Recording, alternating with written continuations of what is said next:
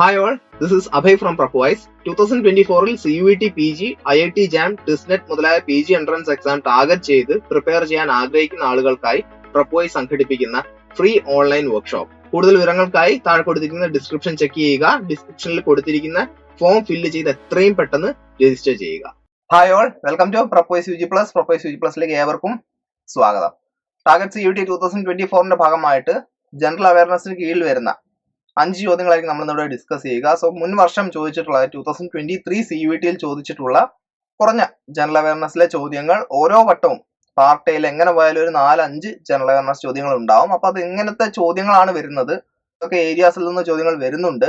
ഇനി current affairs ആണോ കൂടുതൽ വരുന്നത്, അതോ ഇനിയിപ്പം ജനറൽ നോളജിന്റെ ഭാഗമായിട്ടുള്ള പോർഷൻസ് ആണോ കൂടുതലായിട്ട് വരുന്നത്, തുടങ്ങിയ കാര്യങ്ങളൊക്കെ നമ്മൾ വളരെ വിശദമായി ഡിസ്കസ് ചെയ്യുന്ന ഒരു സെഷൻ ആയിരിക്കും ഇത്. അതുകൊണ്ട് തന്നെ ഇതുപോലത്തെ സെഷൻസ് ലഭിക്കുന്നതിനായിട്ട് ചാനൽ സബ്സ്ക്രൈബ് ചെയ്യുക, ബെല്ലൈക്കൺ അമർത്തുക. സെഷൻ ഇഷ്ടപ്പെട്ട് കഴിഞ്ഞാൽ ലൈക്ക് ചെയ്യാനും ഒരു മടിയും കാണിക്കാതിരിക്കുക. അതുപോലെ നിങ്ങളുടെ ഫ്രണ്ട്സിലേക്കും CUET PG-ക്കായിട്ട് പ്രിപ്പയർ ചെയ്യുന്നവരാണെങ്കിൽ എന്തായാലും ചാനൽ ഷെയർ ചെയ്യുക. നിങ്ങൾക്ക് അറിയേണ്ടുന്ന അപ്ഡേറ്റ്സും അതുപോലെ തന്നെ ഇതുപോലത്തെ പ്രീവിയസ് ഇയർ ക്വസ്റ്റ്യൻ പേപ്പർ സൊല്യൂഷന്റെ സെഷൻസും ഒക്കെ തന്നെ നിങ്ങൾക്ക് ലഭിക്കുന്നതായിരിക്കും. ആൻഡ് അതും ഒരു റെഗുലർ ഇന്റർവെൽസിലായിട്ട് വ്യത്യസ്ത തരം സെഷൻസ് നിങ്ങൾക്ക് കാണാൻ സാധിക്കും. അപ്പൊ എങ്ങനെയാണെങ്കിലും നമുക്കിനി ഒട്ടും സമയം കളയാതെ നമ്മുടെ ചോദ്യത്തിലേക്ക് കിടക്കാം. ആദ്യ ചോദ്യം, മാച്ച് ലിസ്റ്റ് 1 വിത്ത് ലിസ്റ്റ് 2. അപ്പൊ ചേരുമ്പടി ചേർക്കാനുള്ള ഒരു ചോദ്യം എന്തായാലും എക്സ്പെക്ട് ചെയ്തോളൂ. എല്ലാ വട്ടവും അവരൊരു ചോദ്യമെങ്കിലും അങ്ങനെ ചോദിക്കാറുണ്ട് 5-ൽ. അപ്പൊ ഇത് കുറച്ച് നല്ലൊരു ചോദ്യമാണ്. Because Nobel prize awardees from India ആണ്, ഇന്ത്യയിൽ നിന്ന്. പക്ഷെ ഇത് ആക്ച്വലി കുറച്ച് ടൈറ്റിൽ കൊടുക്കുന്നത് പലപ്പോഴും നമ്മൾ ഇന്ത്യയുടെ എന്ന് പറയുന്നത് ആക്ച്വലി ഇന്ത്യൻ വംശജരായിരുന്നു, അല്ലെങ്കിൽ അങ്ങനെ പല തട്ടുകളിലേക്ക് നമുക്ക് തിരിക്കാൻ പറ്റും. ഇതിൽ തന്നെ ഇപ്പൊ 2 പേര് അമേരിക്കൻ പൗരന്മാരാണ്. അത് പക്ഷെ അവർ ഉദ്ദേശിക്കുന്ന കാര്യം നമുക്ക് കറക്റ്റ് ആയിട്ട് മനസ്സിലാവുന്നുണ്ട്. ഇന്ത്യൻ ഒറിജിനുള്ള നൊബേൽ പ്രൈസ് അവാർഡീസ് ആരൊക്കെയാണെന്നുള്ളതാണ് അവിടെ ചോദിച്ചിരിക്കുന്നത്. അതും ഏത് ഫീൽഡിലാണ് അവർക്ക് അവാർഡ് കിട്ടിയിരിക്കുന്നത്. കൈലാഷ് സത്യാർത്ഥി, അഭിജിത് ബാനർജി, വെങ്കട്ടരാമൻ രാമകൃഷ്ണൻ, സുബ്രഹ്മണ്യൻ ചന്ദ്രശേഖർ. അപ്പൊ ഈ 4 പേര് ഇവിടെ കൊടുത്തിട്ടുണ്ട്. ഇനി അപ്പുറത്തെ ഫീൽഡായിട്ട് കെമിസ്ട്രി, പീസ്, ഫിസിക്സ്, എക്കണോമിക്സ്. ഇതിലൊരു ഐറണി ആയിട്ട് തോന്നിയേക്കാം, പക്ഷെ ആക്ച്വലി ഐറണി ഒന്നും അല്ല. കാരണം കെമിസ്ട്രിയിൽ നൊബേൽ കിട്ടണമെങ്കിൽ കെമിസ്ട്രി തന്നെ പഠിക്കണം എന്നുള്ളൊരു എലിജിബിലിറ്റി ഒന്നും എവിടെയും വെക്കുന്നില്ല. പക്ഷെ അതേ സ്ഥാനത്ത് പറയേണ്ട ഒരു കാര്യം തന്നെയാണ്, നമ്മുടെ വെങ്കട്ടരാമൻ രാമകൃഷ്ണൻ, അല്ലെങ്കിൽ അദ്ദേഹത്തെ വെങ്കി രാമകൃഷ്ണൻ എന്നാണ് പൊതുവെ അമേരിക്കൻസ് വിളിക്കുന്നത്.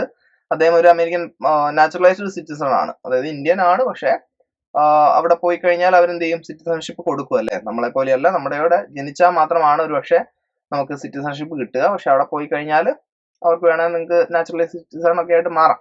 അദ്ദേഹം ആക്ച്വലി ഒരു ബയോളജിസ്റ്റ് ആണ്. പക്ഷെ അദ്ദേഹം വർക്ക് ചെയ്ത പരിപാടി കെമിസ്ട്രിയുമായി റിലേറ്റ് ചെയ്തായിരുന്നു. അപ്പൊ 3 ആൾക്കാർക്ക് മൊത്തത്തിൽ കിട്ടി. അതിൽ ബാക്കി 2 പേരും കെമിസ്ട്രി റിലേറ്റഡ് ഫീൽഡ്സിൽ നിന്ന് തന്നെ ഉള്ളവരാണ്. പക്ഷെ ഇദ്ദേഹം ഒരു ബയോളജിസ്റ്റ് ആണ്. ഇദ്ദേഹത്തിന് നൊബേൽ കിട്ടുന്നത് 2009-ലാണ്. ഇനി നെക്സ്റ്റ് നമുക്ക് നോക്കാം. അപ്പൊ ഇവിടെ C1 വന്നു. പക്ഷെ ഇത് നിങ്ങൾക്ക് ഒരുപക്ഷെ അറിയണമെന്നില്ല. പക്ഷെ ഇതിൽ ഓൾറെഡി കുറച്ച് ആൾക്കാർക്കെങ്കിലും അറിയാവുന്ന ഒരു കാര്യം ഞാൻ പറയാം.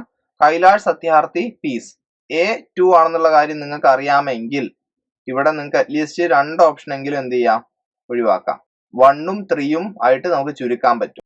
ഓക്കെ, കൈലാഷ് സത്യാർത്ഥി പീസ് ആണ്. ആൻഡ് വളരെ റീസെന്റ് ആയിട്ടാണ് അദ്ദേഹത്തിന് അവാർഡ് ലഭിച്ചത്. അതുകൊണ്ട് തന്നെ നിങ്ങൾ ഓർത്തിരിക്കുന്നുണ്ടാവുമെന്നാണ് ഞാൻ വിശ്വസിക്കുന്നത്. റീസൺ എന്ന് പറയുമ്പോൾ 2014-ലാണ്. അത് കഴിഞ്ഞ് വളരെ റീസെന്റ് ആയിട്ട്, അതായത് നമ്മുടെ അങ്ങനെ 2014 കഴിഞ്ഞ് 2019 ആകുമ്പോഴേക്കും എക്കണോമിക്സിൽ ഒരു ആൾക്ക് എന്ത് കിട്ടുന്നുണ്ട്, നൊബേൽ കിട്ടുന്നുണ്ട്. ആർക്കാണ് കിട്ടിയത്? അഭിജിത് ബാനർജി. അപ്പൊ ഇദ്ദേഹത്തിന്റെ കാര്യം നല്ല രസമായിരുന്നു. ബിക്കോസ് ഇദ്ദേഹം കുറച്ച് സ്റ്റേറ്റ്മെന്റ്സ് ഒക്കെ ഇറക്കി. അത് ഇന്ത്യയിൽ നിന്ന് വളരെ ഹെവിലി ക്രിട്ടിസൈസ്ഡ് ആയിരുന്നു. പക്ഷെ പിന്നീട് നൊബേൽ കിട്ടിയപ്പോഴേക്കും എല്ലാവരും ഹാപ്പി ആവുന്ന ഒരു സാഹചര്യമായിരുന്നു ഉണ്ടായിരുന്നത്. ഇങ്ങനെയാണെങ്കിലും അദ്ദേഹം എന്റെ ഓർമ്മ ശരിയാണെങ്കിൽ UK-ൽ ഒരു യൂണിവേഴ്സിറ്റി, ഞാൻ കൃത്യമായിട്ട് ഓർക്കുന്നില്ല, പക്ഷേ ഒരു യൂണിവേഴ്സിറ്റിയിൽ അദ്ദേഹം പ്രൊഫസറായിട്ട് വർക്ക് ചെയ്തുകൊണ്ടിരിക്കുകയാണ്.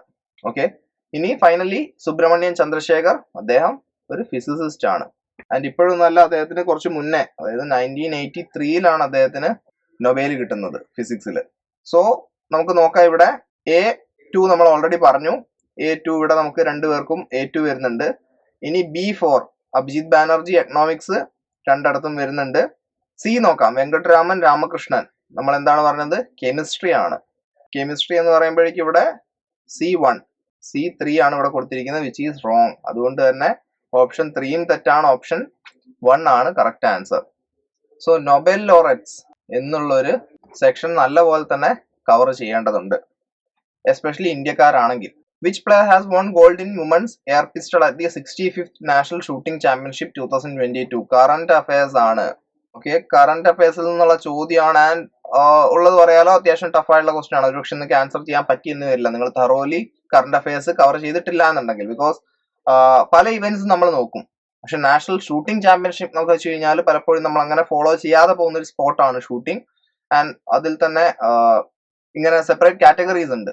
അപ്പൊ അതിൽ വുമൺസ് എയർ പിസ്റ്റൾ കാറ്റഗറിയിൽ ഗോൾഡ് നേടിയ താരം ആരാണെന്നുള്ളതാണ് ചോദ്യം. അപ്പൊ ഇവിടെ ഒരു 16-14 എന്നുള്ള സ്കോറിനാണ് ഈ athlete സാംസ്കൃതി ബാനയെ തോപ്പിച്ചത്.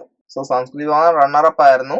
And the correct answer gold winner Divya TS ആണ്. ഓപ്ഷൻ 2 ആണ് റൈറ്റ് ആൻസർ. അപ്പൊ ഇതുകൊണ്ട് തന്നെ കറണ്ട് അഫയേഴ്സും അതുപോലെ തന്നെ സ്പോർട്സും ഒക്കെ നല്ല പോലെ കവർ ചെയ്യണം.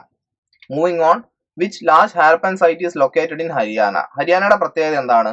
ഇതുപോലത്തെ സൈറ്റ്സിലേക്ക് വരുമ്പം ലാർജസ്റ്റ് ആൻഡ് ഓൾഡസ്റ്റ് സൈറ്റ്സ് ഹരിയാനയിലാണ് ഉള്ളത്. ധോലവീരി ആണോ, അലംഗീർപൂർ ആണോ, കാളിബംഗൻ ആണോ, രാഖിഗറി ആണോ? ഏതാണ് ഇക്കൂട്ടത്തിൽ ഹരിയാനയിലുള്ള largest Harappan site? Option 4 Rakhigarhi ആണ് കറക്റ്റ് ആൻസർ. ഓക്കെ, അപ്പൊ ഇത് ഹരിയാനയിലെ ഹിസാർ ഡിസ്ട്രിക്റ്റിലാണ് സ്ഥിതി ചെയ്യുന്നത് നിലവിൽ. ഓക്കെ, അടുത്ത ചോദ്യത്തിലേക്ക് പോവാം. അപ്പൊ ഇതെന്താണ്? ഇത് ഹിസ്റ്ററി റിലേറ്റഡ് ആയിട്ടുള്ള ഒരു ക്വസ്റ്റ്യൻ ആണെന്ന് തന്നെ പറയാം. സിവിലൈസേഷൻ എന്നൊക്കെ നമുക്ക് വളരെ ജനറലായി പറയാം എന്നല്ലാതെ കുറച്ചുകൂടെ എനിക്ക് തോന്നുന്നു സിവിലൈസേഷനെക്കാളിലും, പക്ഷെ ഇത് ചോദിക്കാറുണ്ട് കേട്ടോ, ഈ ഏൻഷ്യൻ ഹിസ്റ്ററി എന്നുള്ള ചോദ്യം വരാറുണ്ട്. അപ്പൊ എന്തായാലും ഒന്ന് നോക്കി വെച്ച് കഴിഞ്ഞാൽ നന്നായിരിക്കും. ഇതുപോലത്തെ ഫാക്ട്സ് നോക്കിയാൽ മതി, കാരണം മൊത്തം പഠിക്കാന്ന് വെച്ച് കഴിഞ്ഞാൽ കുറച്ച് ബുദ്ധിമുട്ടായിരിക്കും. ഇപ്പൊ കണ്ണിങ്ഹാം ആരായിരുന്നു, പ്രധാനപ്പെട്ട ലിപി ഏതായിരുന്നു, ഇനി അതല്ലാതെ ഫൈൻഡിങ്സ് തന്നെ ചില ഫൈൻഡിങ്സ് ചോദിക്കും, ഇന്ന ഇടത്തുനിന്ന് കിട്ടിയ ഫൈൻഡിങ്സ്, അല്ലെങ്കിൽ ചില നമ്മൾ അത്രയും പ്രത്യേകമായി പഠിക്കുന്ന ചില കാര്യങ്ങളുണ്ട്. ഇപ്പൊ വീലിന്റെ അവശിഷ്ടമൊക്കെ എനിക്ക് തോന്നുന്നു അവിടെ ഉണ്ട്. അപ്പൊ അതുപോലത്തെ സിമിലർ ആയിട്ടുള്ള കുറച്ച് കാര്യങ്ങളൂടെ ഓർത്ത് വെച്ചാൽ നന്നായിരിക്കും. അങ്ങനെ അടുത്ത ചോദ്യത്തിലേക്ക് പോവാം. Under which article parliament has been given powers to amend the constitution? Amend എന്ന് വെച്ച് കഴിഞ്ഞാൽ ചേഞ്ച് ചെയ്യാം അല്ലെ. അപ്പൊ ചേഞ്ചിങ് എന്ന് പറയുമ്പോൾ വെറും ചേഞ്ചിങ് അല്ല, ഇതിൽ കൃത്യമായി മെൻഷൻ ചെയ്യുന്നുണ്ട് എന്തൊക്കെ പവേഴ്സ് ആണുള്ളത്. Addition, variation or repeal any provisions എന്നാണ് പറയുന്നത്.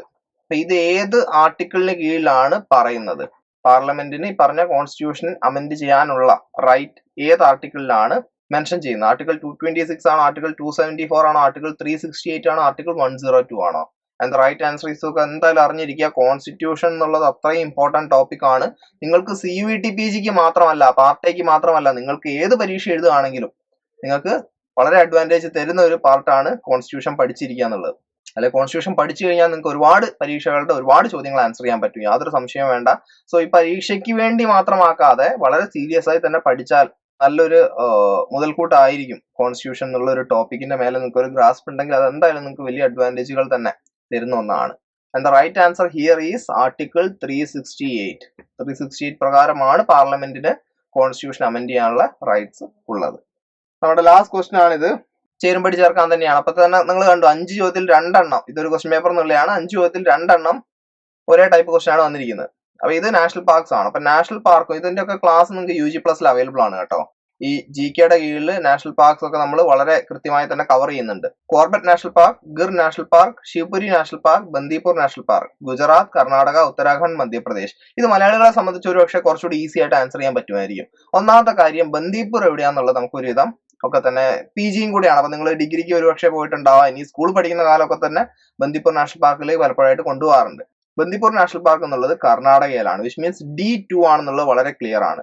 D2 എന്ന് പറയുമ്പോൾ ഇവിടെ ഓൾറെഡി 2 ഓപ്ഷൻസ് നമുക്ക് ഒഴിവാക്കാം, 2ഉം 3ഉം മാത്രമേ അവിടെ അവശേഷിക്കുന്നുള്ളൂ. ഇനി രണ്ടാമത്തെ കാര്യം ഗിർ നാഷണൽ പാർക്ക്. ഗിറിന്റെ പ്രത്യേകത എന്താണ്? സിംഹങ്ങളുണ്ടല്ലേ. അപ്പൊ ഈ സിംഹങ്ങളെ എടുത്തു വെച്ചിരിക്കുന്നത് ഗുജറാത്തിലാണ്. ഗിർ ഗുജറാത്ത് എന്നുള്ളതും നിങ്ങൾക്ക് ഒരുപക്ഷെ ഒരു അറ്റ്ലീസ്റ്റ് ഇപ്പൊ അറിയില്ലെങ്കിൽ നിങ്ങൾക്ക് ഓർത്തു വെക്കാൻ സുഖത്തിനെങ്കിലും ഈ ഗിർ ഗുജറാത്ത് എന്നുള്ള ഒരു കാര്യം ആലോചിക്കുക. G ആണല്ലോ അറ്റ്ലീസ്റ്റ്. സോ B1 ആണ് വരുന്നത്. അങ്ങനെ B1ഉം നമ്മുടെ D2ഉം വരുന്ന ഒറ്റ ഓപ്ഷനേ ഉള്ളൂ, വിച്ച് ഈസ് ഓപ്ഷൻ 3 അല്ലേ, സോറി ഓപ്ഷൻ 2. B1 ആണ്, അതുപോലെ തന്നെ D2 ആണ്.